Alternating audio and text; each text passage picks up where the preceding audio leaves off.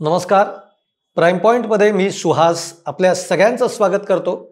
सध्या एक नाव प्रचंड चर्चेत आहे आणि ते म्हणजे एकनाथ शिंदे. एकनाथ शिंदे हे 2 ते 3 दिवसापूर्वी तातडीनं नाराज होऊन दिल्लीकडे गेले.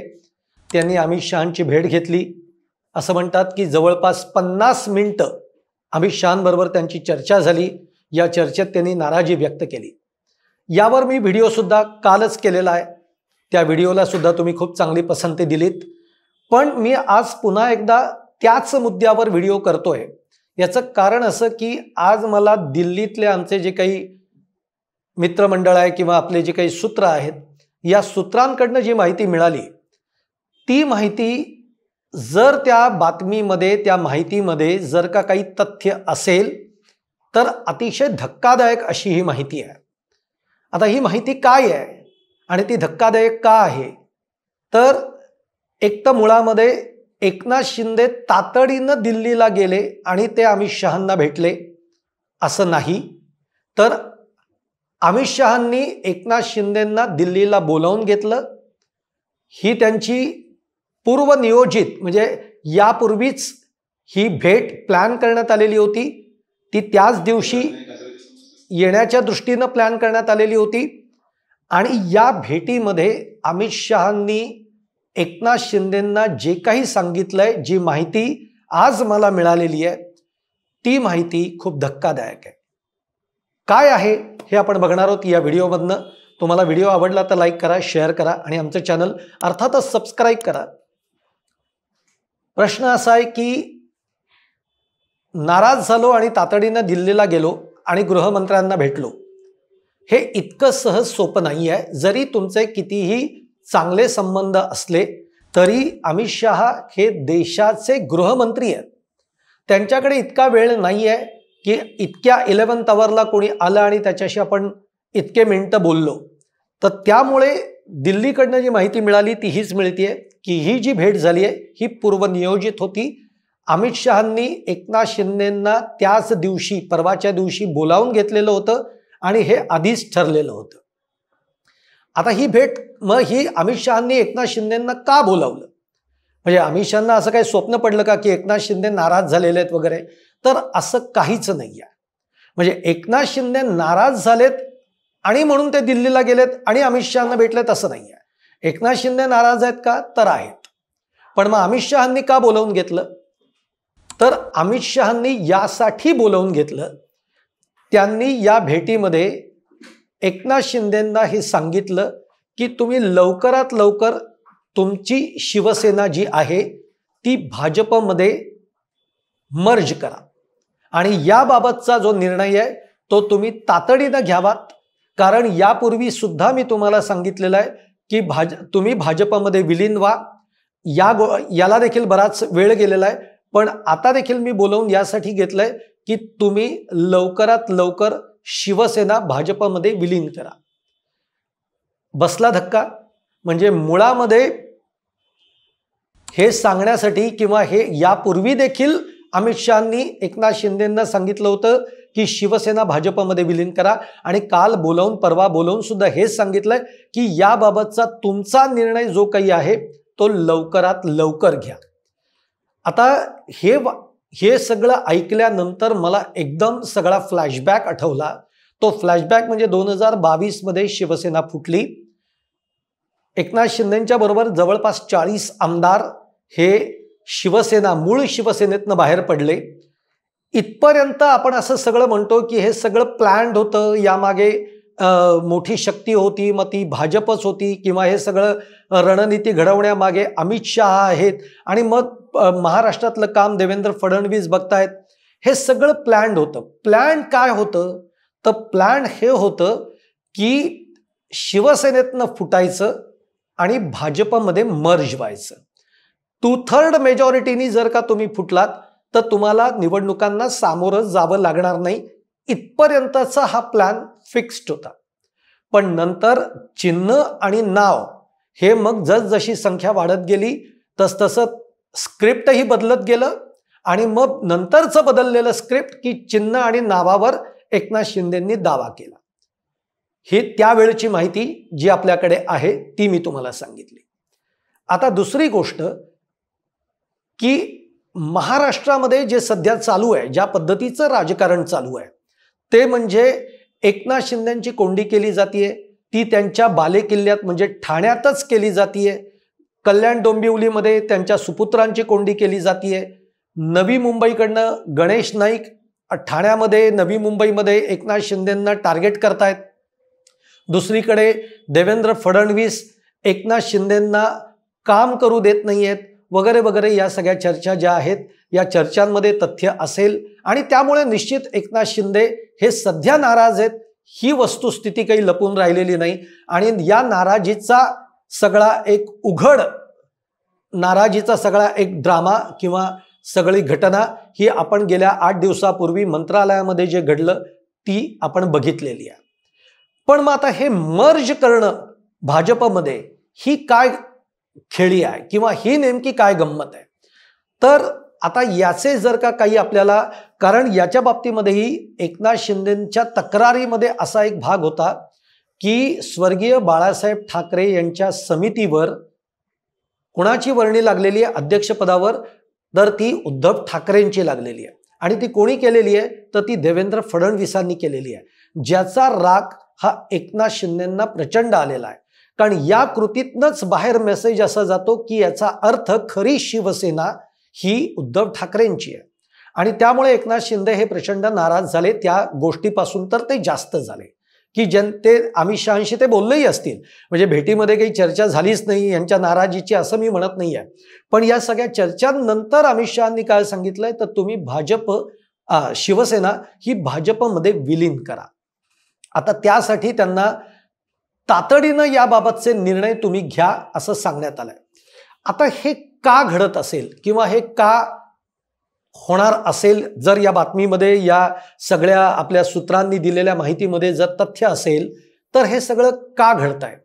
तर याच्या मागे मला असं वाटतं प्रथम कारण ते म्हणजे 12 जानेवारीला सुप्रीम कोर्टामध्ये शिवसेनेच्या चिन्ह आणि नावाच्या बाबतीमध्ये जो काही निकाल येणार आहे, तो निकाल यापूर्वी सुद्धा आपण अनेक तज्ज्ञांचं म्हणणं ऐकलेलं आहे.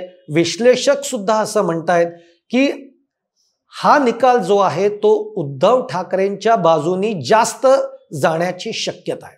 आणि ही टांगती तलवार एकनाथ शिंदेंच्या डोक्यावर आहेच. ती जशी एकनाथ शिंदेंच्या डोक्यावर आहे, तसे एकनाथ शिंदेंच्या बरोबर जे फुटून बाहेर आलेले, जे आज शिवसेनेचे मंत्री आहेत, आमदार आहेत, त्यांच्या डोक्यावरही आहे की समजा उद्या असं काही घडलंच तर आपल्या राजकीय अस्तित्वाचं काय, हा प्रश्न त्यांच्याकडेही आहे. तर त्यामुळे तो एक महत्त्वाचा मुद्दा याच्यामध्ये असू शकतो. आणि दुसरं जे कारण आहे ते म्हणजे सध्या शिवसेना म्हणजे एकनाथ शिंदेंची शिवसेना ही महाराष्ट्रामध्ये ज्या पद्धतीनं वाढतीये, तुम्हाला एक लक्षात घ्या, 2-2.5 वर्षांचा काळ एकनाथ शिंदे हे मुख्यमंत्री राहिलेले आहेत आणि मुख्यमंत्री म्हणून त्यांनी जो काही कारभार हाकलेला आहे तो महाराष्ट्राच्या लोकांच्या पसंतीस आलेला आहे.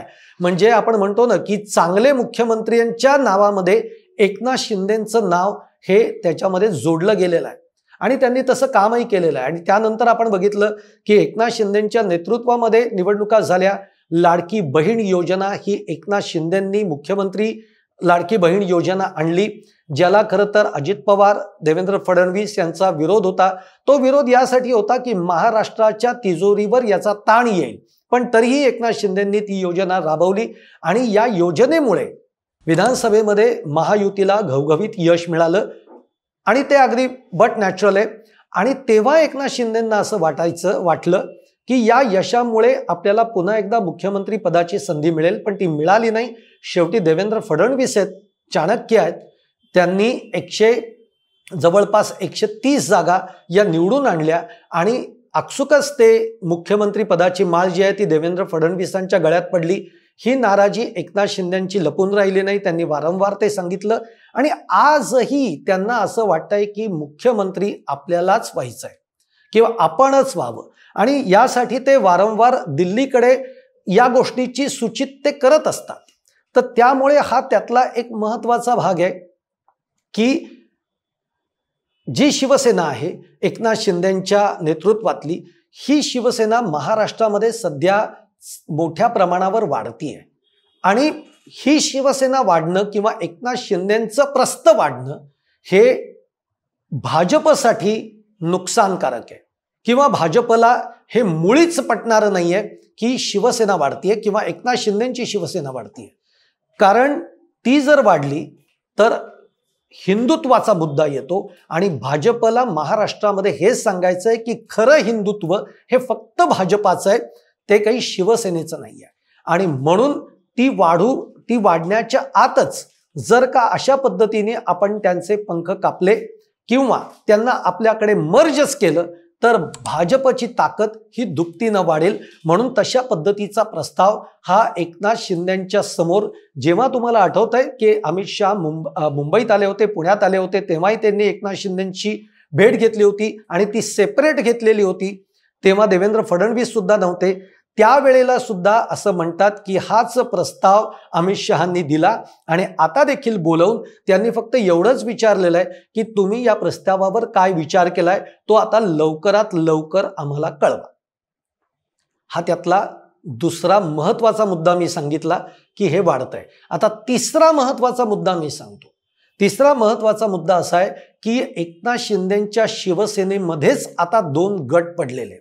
हे 2 गट पडलेत यासाठी कारण एक तर जी टांगती तलवार आहे ती आहेच आणि दुसरी गोष्ट ज्या पद्धतीने भाजप शिवसेनेतले अनेक लोक फोडतायत, या पद्धतीने जर का शिवसेनेची कोंडी होत गेली तर आगामी काळामध्ये भाजपकडून आपल्याला ज्या पद्धतीने विकास कामं करून घ्यायची आहेत, ज्या पद्धतीचा निधी हा आपल्याला हवाय तो मिळणार नाही. त्यामुळे एकनाथ शिंदेच्या शिवसेनेतच आता 2 गट पडलेत. त्यातला एक गट असं म्हणतोय की आपण भाजपमध्ये विलीन व्हायला पाहिजे. जर आगामी काळात आपल्या मागे जर का हे कुठं टेन्शन्स असतील तर आत्ताच जर आपण भाजपमध्ये विलीन झालो तर पुढच्या 3, 3.5, 4 वर्षामध्ये आपल्याला हवा तसं विकास कामं करून घेता येतील. आता एकनाथ शिंदे या सगळ्याकडे कसं बघतायत, एकनाथ शिंदे या सगळ्याला राजी होतील का? कारण परवाच त्यांनी दिल्लीच्या भेटीनंतर असं सांगितलेलं आहे माध्यमांशी बोलताना की एकनाथ शिंदे हा रडणारा नाहीये तर लढणार आहे. आता ते जर लढत राहिले तर पुढचं काय होईल त्याच्यावरही आपण बोलूयात. पण आता ही जी सगळी माहिती आपल्याला मिळाली, या माहितीमध्ये, या बातमीमध्ये तथ्य किती आहे हे आता मी नाही तुम्हाला सांगू शकत. पण असं झालं तर हे खूपच धक्कादायक असणार आहे आणि एकूणच महाराष्ट्राच्या राजकारणासाठी सुद्धा हा खूप मोठा धक्का असणार आहे, हे तितकंच सत्य आहे. पण जर तुम्ही म्हणाल की मग तुम्हालाच माहिती नाही तर तुम्ही कोणत्या आधारावर हे बोलताय, तर काही तथ्य आहेत. जसं मी त्यातलं एक पहिलं तुम्हाला म्हटलं की स्वर्गीय बाळासाहेब ठाकरेंच्या समितीवर उद्धव ठाकरेंची अध्यक्ष म्हणून निवड करणं जी देवेंद्र फडणवीसांनी केलेली आहे, याच्या मागे खूप मोठं नीती आहे, राजकारण आहे, चाणक्य नीती आहे, एक लक्षात घ्या. दुसरं म्हणजे सध्या जर तुम्ही बघितलं असेल तर देवेंद्र फडणवीस आणि उद्धव ठाकरे यांची शिवसेना ही बऱ्याच अंशी काही पावलं का विना, आता निवडणुका आहेत, निवडणुकांचा काळ आहे म्हणून सोडून द्या, एकमेकांवर टीका करणारच आहेत, तो भाग सोडून द्या.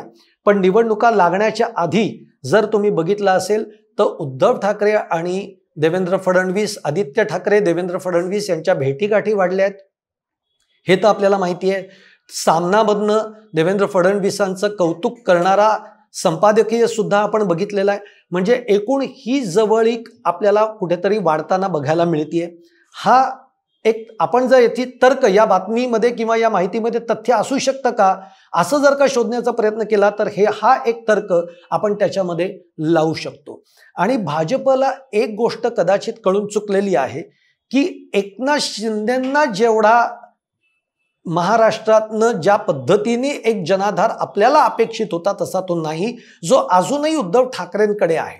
म्हणजे त्यांचा पक्ष हा अर्धा झालेला असला तरी जो महाराष्ट्रातला मराठी माणूस आहे किंवा महाराष्ट्रातली काही मतदार आहे तो अजूनही उद्धव ठाकरेंच्या बाजूने आहे. तर त्यामुळे हेही पावलं ही भाजपनी ओळखलेली आहेत. तिसरा भाग जो मनसे आता उद्धव ठाकरेंबरोबर जातोय, तर मनसेच्या आता आपण मधल्या काळामध्ये काही स्टोरीज, काही थिअरीज ऐकलेल्या आहेत की जे काही राज ठाकरे तिकडे गेलेले आहेत हे देखील एक स्क्रिप्ट आहे वगैरे वगैरे, तर ते स्क्रिप्ट जर असेल असं जर कोणी म्हणत असेल तर त्या स्क्रिप्टचा भाग हा असाही असेल की आगामी काळामध्ये शिवसेना, उद्धव ठाकरे गट आणि भाजप यांच्यातली जवळीक ही आणखीन वाढू शकते आणि एकनाथ शिंदेंना पूर्णतः लांब ठेवलं जाऊ शकतं किंवा एकनाथ शिंदेंच्या शिवसेनेला पूर्णतः दूर केलं जाऊ शकतं. आणि हीच पावलं एकनाथ शिंदेंच्या बरोबर असणारे आत्ताचे आमदार, मंत्री हे जाणून आहेत आणि म्हणूनच 2 गट पडलेले आहेत. त्यातला एक गट म्हणतोय की आपण आत्ताच भाजपमध्ये विलीन होऊया. अशी ही माहिती आज जी मला मिळाली त्याच्यामध्ये अशीही माहिती मिळालेली आहे की एकनाथ शिंदेंना असंही सांगण्यात आलेलं आहे अमित शहांकडनं की देवेंद्र फडणवीस हे आमचे अत्यंत महत्त्वाचे नेते आहेत. आज ते पूर्णतः महाराष्ट्रावर आपला प्रभाव टाकून आहेत, परंतु आम्हाला देवेंद्र फडणवीसांसारख्या अत्यंत महत्त्वाच्या चाणक्य नेत्याची केंद्रामध्ये सुद्धा गरज आहे. आगामी काळामध्ये अत्यंत मोठी जबाबदारी ही आम्ही त्यांच्यावर देऊ इच्छितो. त्यामुळे पुढच्या काळात त्यांना आम्ही दिल्लीमध्ये बोलावून घेणार आहोत. अशा वेळेला महाराष्ट्रामध्ये मुख्यमंत्री पदासाठी तुमचा विचार नक्की केला जाऊ शकतो. याचं एक कारण म्हणजे जे सांगितलं जात आहे ते म्हणजे मराठा कार्ड. एक लक्षात घ्या, 2029च्या निवडणुका या परत येणार आहेत. जरी त्याला 3-3.5 वर्ष जरी असली तरी त्या निवडणुका लागणार आहेत. त्यावेळेला महाराष्ट्रामध्ये मराठा कार्ड हे चालतं. त्यामुळे या सगळ्याचा विचार करून आगामी काळात 2029च्या तोंडावर त्याच्या अलीकडे 1.5-1.5 वर्ष देवेंद्र फडणवीसांना मोठी जबाबदारी देऊन केंद्रामध्ये बोलवलं जाऊ शकतं आणि इकडे एकनाथ शिंदेंवर मुख्यमंत्री पदाची जबाबदारी दिली जाऊ शकते. अशा पद्धतीची चर्चा सुद्धा अमित शहा आणि एकनाथ शिंदेंच्या बैठकीमध्ये झालेली आहे असं आपल्याला कळत आहे. याचं कारण एकनाथ शिंदेंनी जे काही मुख्यमंत्री पदावरनं कारभार हाकलेला आहे तो चांगला हाकलेला आहे आणि त्यामुळे पुढचे शेवटचे 1-1.5 वर्ष हा पुन्हा एकदा एकनाथ शिंदेंना मुख्यमंत्री पदाची संधी देऊन 2029च्या निवडणुकांना सामोरं जाणं अशा पद्धतीचाही भाजपचा यामध्ये प्लॅन असू शकतो. या सगळ्या गोष्टी ज्या आहेत या आत्ता आपण यातली तथ्य, तर्क आणि मिळालेली माहिती ही मी तुमच्यासमोर मांडली. आता खरंच एकनाथ शिंदे अशा पद्धतीचा काही निर्णय घेतील का? त्यांना तो घ्यावा लागेल का? त्यांच्या समोरचे पर्याय काही आहेत का? काल मी पर्यायांवर सुद्धा काल मी व्हिडिओ केलेला आहे की जर चुकीचं काही एकनाथ शिंदेंच्या बाबतीमध्ये घडलंच तर त्यांच्यासमोर पर्याय काय आहेत. आता या दृष्टीने आपण बघू की जर एकनाथ शिंदेंनी अमित शहांनी ज्या पद्धतीची ऑफर दिलेली आहे त्याकडे जर का लक्ष दिलं नाही तर एकनाथ शिंदेंची अडचण खूप मोठी होणार आहे. एक तर त्यांना बलाढ्य भाजप बरोबर संघर्ष करावा लागेल. दुसरी गोष्ट, त्यांच्या बरोबर कोण राहतील, म्हणजे त्यांच्याच बरोबर आज जे आमदार मंत्री आहेत त्यातले किती आमदार आणि मंत्री त्यांच्या बरोबर राहतील हा एक दुसरा प्रश्न आपल्याला भेडसावतो. त्यामुळे आगामी काळात एकनाथ शिंदे काय निर्णय करतायत, काय घेतायत किंवा ते काय पद्धतीचं राजकारण खेळतायत हे बघणं फार इंटरेस्टिंग ठरणार आहे. पण आज मला मिळालेली माहिती ही मी तुमच्यापर्यंत पोहोचवण्याचा प्रयत्न केलाय. मी अजूनही शेवटी पुन्हा एकदा सांगेन की या माहितीमध्ये खरंच तथ्य किती आहे हे आत्ता मी नाही सांगू शकणार, पण तरी या मिळालेल्या माहितीचा जे मी माझ्या आकलनानुसार जे याचे अर्थ आणि तर्क लावलेले आहेत ते तुमच्यासमोर मांडले. तुम्हाला ते आवडलेत का? तुम्हाला ते पटलेत का? माझे मुद्दे आवडलेत का? सगळं तुम्ही कमेंट बॉक्समध्ये नक्की कळवा. तुम्हाला सुद्धा काय वाटतंय हेही जरूर कळवा आणि व्हिडिओ आवडला असेल तर तो लाईक करा, शेअर करा आणि आमचं चॅनल अर्थातच सबस्क्राईब करा.